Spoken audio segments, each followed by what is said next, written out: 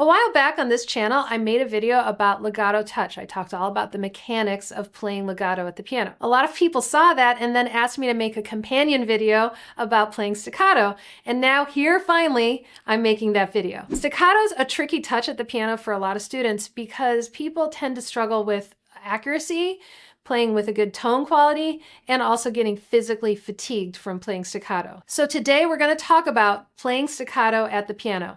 I'll start off by talking about two of the common thinking errors that I see in students, and then I'm going to go over the three main types of staccato touch, and then I'm going to demonstrate by showing you some examples from the literature. By the way, I'm Dr. Kate Boyd. I'm a pianist and I'm a professor of piano. I make videos to help piano students level up their playing. So let's get started. I've noticed that students tend to have two basic thinking errors when it comes to staccato. One thinking error is in the category of how long staccatos should be. There's a tendency to always try to play staccatos super short. And then the other thinking error has to do with how to physically play a staccato. I tend to see students always play the same exact touch for staccato regardless of the context. First, let's talk about that first thinking error, the idea of how long a staccato should be. When you see a dot over a note, that is simply the composer saying that note is short and not connected to the notes around it. There's not a slur. It's not legato. However, the context really matters a lot. A staccato does not necessarily mean that it is as short as possible. So if I see a staccato over a note, it doesn't mean play it and get off the key as fast as possible. It might, but it depends on the context. Some things to look for when you're trying to determine how long a staccato should be is the staccato on a musical melody? Is that the melodic line? If it's the melody, we need to have enough length for there to be enough tone that we can hear what the melody is. If you play so short that we can't hear those notes, then that's too short. So we need enough length to show what the melody is.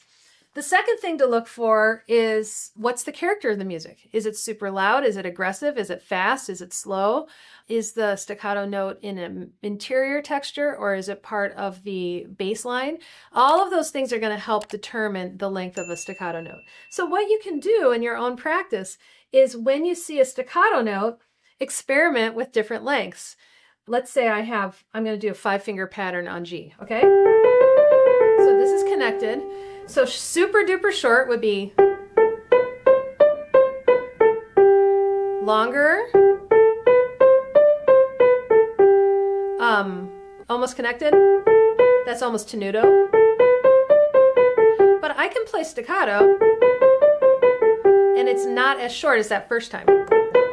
You can hear the difference there. Another thing to look for with staccato is, does it come at the end of a phrase or at the end of a slur? Because if you have something like that, sometimes there will be a staccato at the end of that. But if you play too short, it will sound accented. That's how a lot of times we end up with unwanted accents in the music. So that's the first thinking error. That's the first category of thinking I want to invite you to contemplate in your own practice is how long should a staccato be? It doesn't automatically mean as short as possible. It is not a binary choice. The second part I want to talk about has to do with the touch.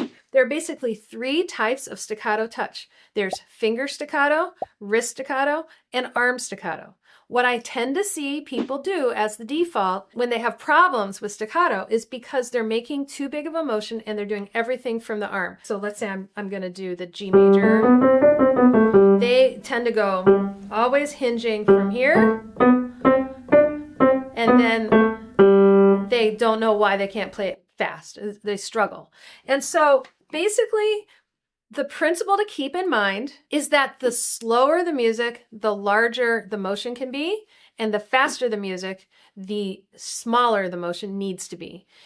Let's talk about those three touches: finger staccato, wrist staccato, and arm staccato. In finger staccato, what you're doing is you're hinging basically from this knuckle joint right here. You're coming off of the key with your finger.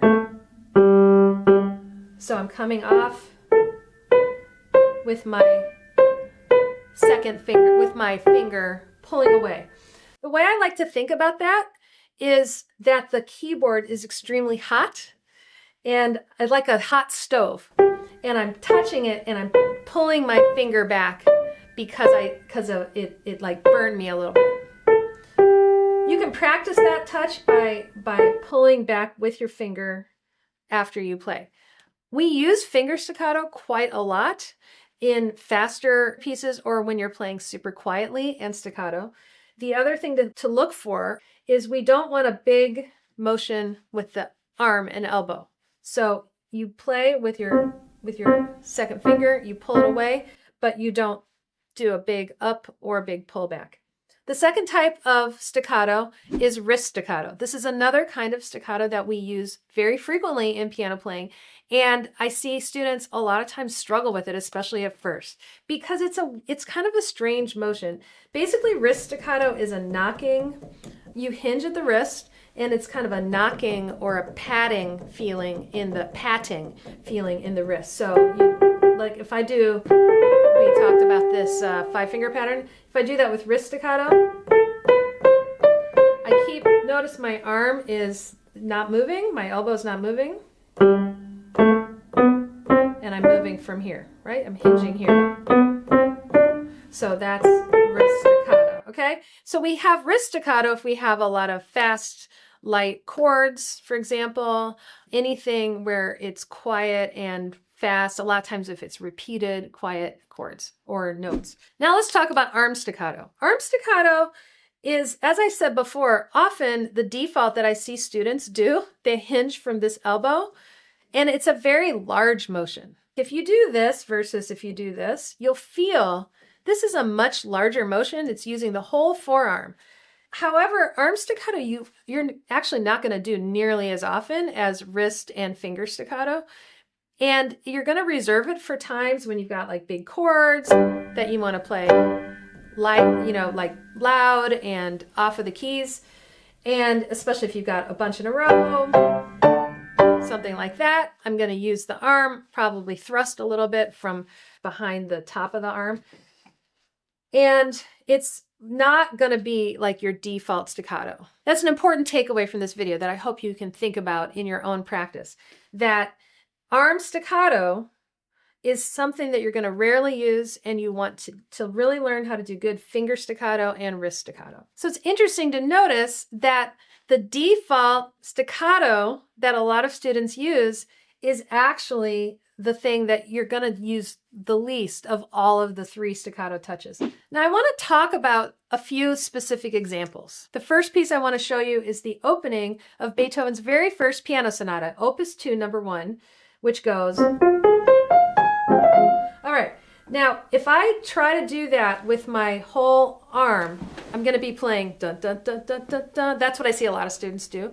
Instead, I want to use finger staccato and pull back. I want to come right back off the key. See how close my hand is staying to the piano? If I use arm staccato, like a lot of students do as a default, the reason I don't like that is because I come off the key and then I get disoriented. I have to find the next note. I'm like way up here. It's like I've bounded up and I'm in a helicopter trying to like land on a postage stamp. Whereas here, I'm still on the ground and I'm just hopping. Now, if I do it legato, that's what this looks like. So finger staccato has more in common with legato than it does with arm staccato. And a really good way of practicing finger staccato is play it once legato, and then play it, and when I played it legato, my arm went to the right a little bit, then play it again, but simply imagine that hot keyboard, and then just come off with your fingers. All right, so that's one example from there. I think I wanted to also show you in measure 42. This is a little bit more arm staccato in these chords.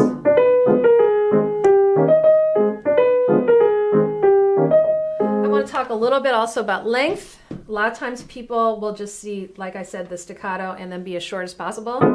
Let me show you how that sounds if I play different lengths. This is going to be super short now.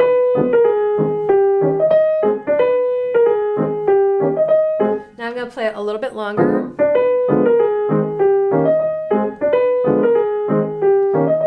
By the way, if you're enjoying my videos, I think you would really enjoy my weekly newsletter. I send it every week and I share a practice tip. I talk about some behind the scenes stuff, what I'm working on, what I'm thinking about. I also tell you about things I like, recordings, books, and other resources. It's completely free. I will not spam you, and you can unsubscribe anytime if you don't like it. No hard feelings at all. You can sign up by clicking on this QR code right here or by clicking on the link in the description below. I wanted to show you Opus 14 number 1. That's another Beethoven sonata, and it starts off with...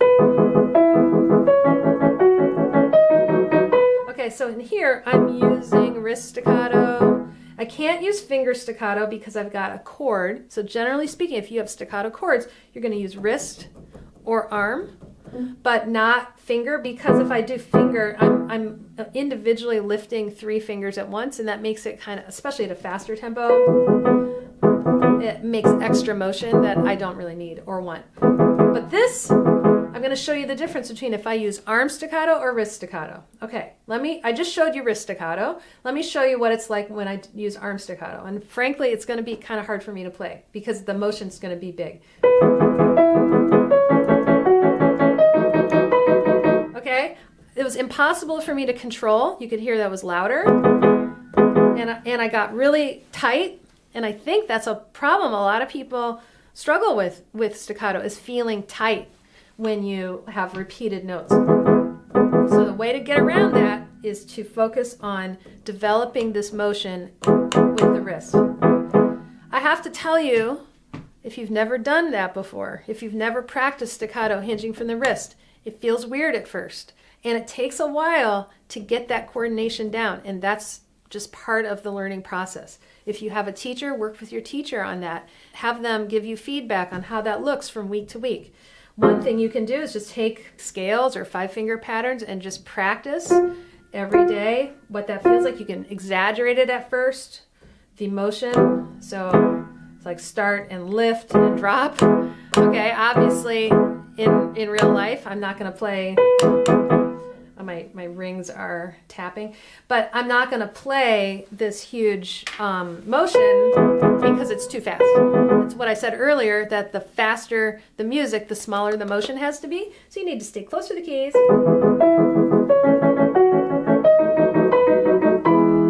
etc. All right, let's talk about, let's see what's next. I made a little playlist here. Okay, good, yes. So this one is a famous prelude. Rachmaninoff, Opus 23, number 5 in G minor. It has a lot of staccato. Now, the thing is that we have staccato with tenutos over them. I'm not going to get too involved in giving a tutorial on this piece, but I do want to talk about these repeated chords. A lot of times students play this piece and they get stuck on the repeated chords. And there's overlap between wrist staccato, like when you have not repeated notes, and repeated chords because it uses the same touch. So here I have this motion that I'm doing, and the error that I see a lot of people do, and I call it an error because it causes a lot of tension and then people get a little stuck, like they don't know how to fix it, is they play like that, okay? So here I'm going to be pushing off a little bit. I'm using kind of a combination of touches. I'm doing a little bit of wrist, but I'm also hinging a little bit from my arm on my elbow, so I can play. And then whenever I've got the repeated note, that's definitely wrist staccato. So you can kind of have 2 things going on in your touch at the same time. That is absolutely okay. It's not binary. It's not one or the other. Let's talk about this piece that I'm working on right now by Fanny, Mendelssohn, Hensel, called Das Jahr. And it has a few examples of staccato. So I'm looking at February. Fanny Hensel has some similarities in style to Felix Mendelssohn. She was the older sister of Felix Mendelssohn, and they had very similar musical training. And she was a just an amazing composer. There's so many works that she wrote that didn't even get rediscovered until the 1980s and 1990s. And now, even now, people are still cataloging her work. So it's just kind of amazing. Anyway,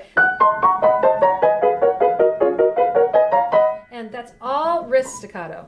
It's repeated chords. And if I did that with my arm, like I said a lot of students do as a default, it would be really hard to play. I can't even do it. Because what I'm doing is I'm fixing my wrist and I'm just trying to play from my elbow. So I need to have that supple wrist. When you have multiple notes or chords in a row that you're using wrist staccato for, it's helpful to think of that as ricocheting. So I'm playing this, and I'm ricocheting off. And it's just one bouncing to the next. All right, so I want to show you one more example, and that is from Fanny Mendelssohn Hensel's Das Jahr. This is August. And this is a little passage. It goes like this.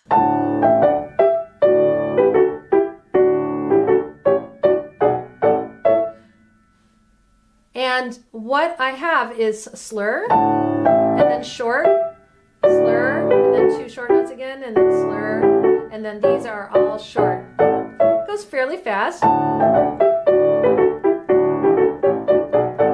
And to get that touch, if I use my whole arm, I'm going to lose my bearings, just like I did earlier in that other piece in the Beethoven I was showing you. And so I don't want to come off the keys. I want to stay close to the keys and then just hinge, hinge. If I use my full arm, it'll look like this. And I have to, it's harder to play accurately. That's one issue that people have with staccato is accuracy, and that often comes from coming too far off the keys, which results from playing with too large of emotion. So keep that in mind. Work on that in your own playing. Look at how you play staccato. Think about finger staccato, wrist staccato, and arm staccato. And also look at the context in the piece that you're playing to determine the length of the staccato. It doesn't always have to be as short as possible. Just really quickly, going back to the beginning of that Beethoven sonata, this is a melody. And if I played so short that I can't really, that there's no like tone, then I'm really going too far below in terms of the length of the note. So listen for how long the note should be and know that there's a continuum. When you're practicing, you can experiment with different note lengths and notice that it's not either just on or off. It's not either short or long. Now, I also made a video about how to play legato and specifically how to play a legato touch. You can check that video out right up there in the corner. If you found this video helpful, you know what to do. Share it with somebody, like this video, and subscribe to my channel. This does help me reach more people. I'll see you in the next video. Good luck with your staccato playing and happy practicing.